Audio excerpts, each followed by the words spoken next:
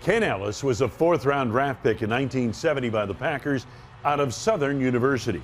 He came to Green Bay as a wide receiver and punt returner. But it didn't take long for defensive-minded head coach Phil Bankston to move him over to cornerback on a club still loaded with Lombardi vets. There was Willie Woods, Bob Jeter, Doug Hart. In the secondary, those four guys I remember well. And they kind of took me under their wings. In fact, I recall the first 2 weeks of training camp. Green Bay drafted me, by the way, as a wide receiver. And the first 2 weeks of training camp, that's where I was at, on the offensive side of the ball.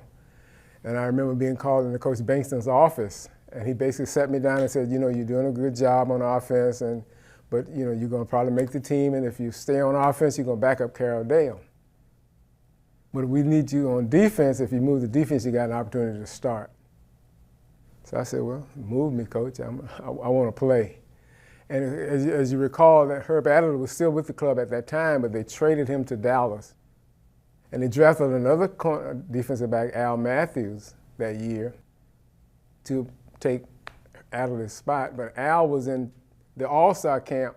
He and Mike McCoy were playing in the All-Star game, and during that 2 weeks of training camp, I got, you know, the opportunity to move to defense and ended up starting. Talented cornerback Willie Buchanan came along in 1972 and paired with Kenny to form one of the best cornerback duos in team history. Together, they intercepted 8 passes that year. We accepted Willie for who he was. You know, we knew the talent that he had. He was a first-round pick. Of course, back then, as rookies, you know, you got kind of hounded by the veterans. You know, you had to sing during training camp and meals and stuff like that. But Willie was a little different, and he let his play on the field talk for him. And we saw the talent that he had, and we accepted him right away. When you guys were playing, it was pretty much what, man-to-man coverage, right, back there? Yes, it was. And I mean, man-to-man. Bump and run back then was bump and run. It's not just what they're playing today. You could bump the guy all over the field as long as the ball wasn't in the air. Oh, wow.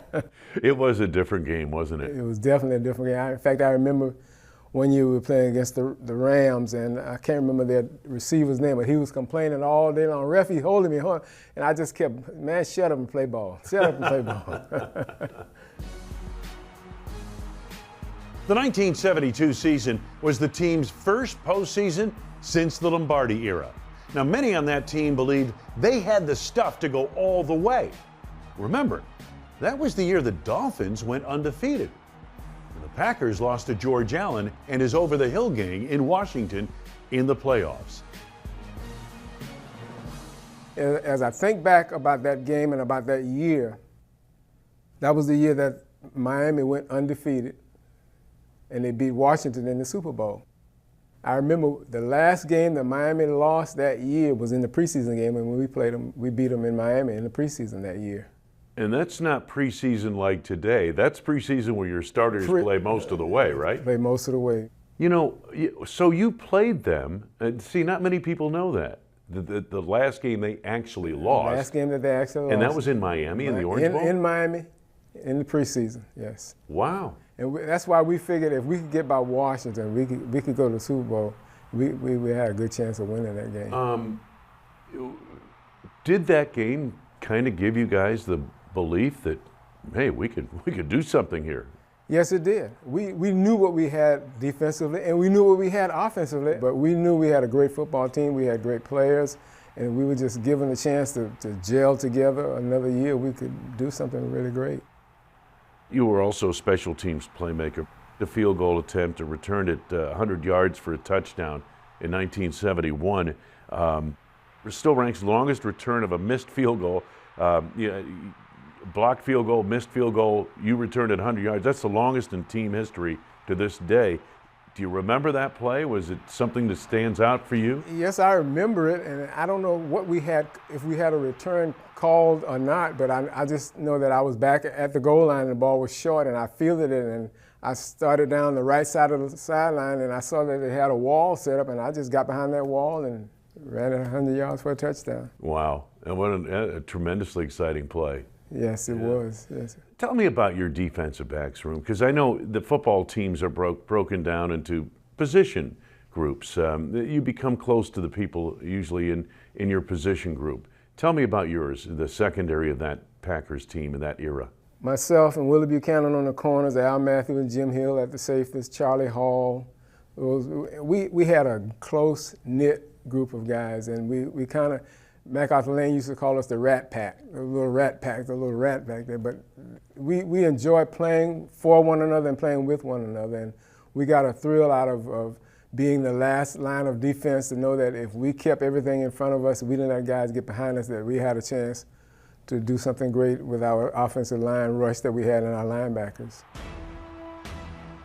Ellis recorded 20 career interceptions with Green Bay and was inducted into the Packers Hall of Fame in 1998.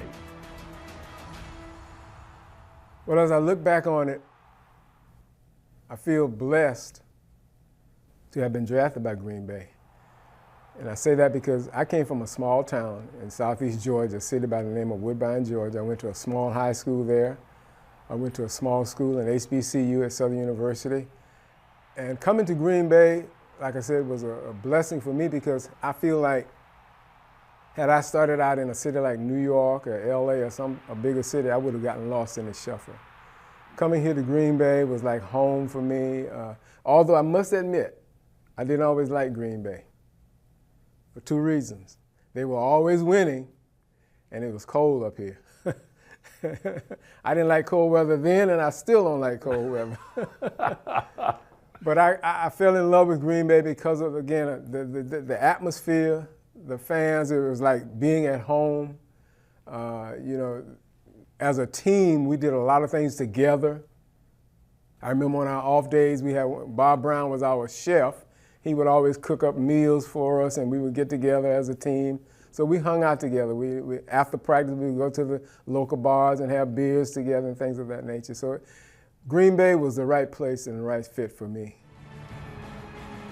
Got a great trivia question for you. Try this at your next cocktail party. Who was the last team to beat the Miami Dolphins in 1972? The answer? The Packers, in the preseason prior to Miami's perfect campaign. Now, players from that Packers team have told me they actually matched up really well with the Dolphins that season. So who's to say they couldn't have done it again?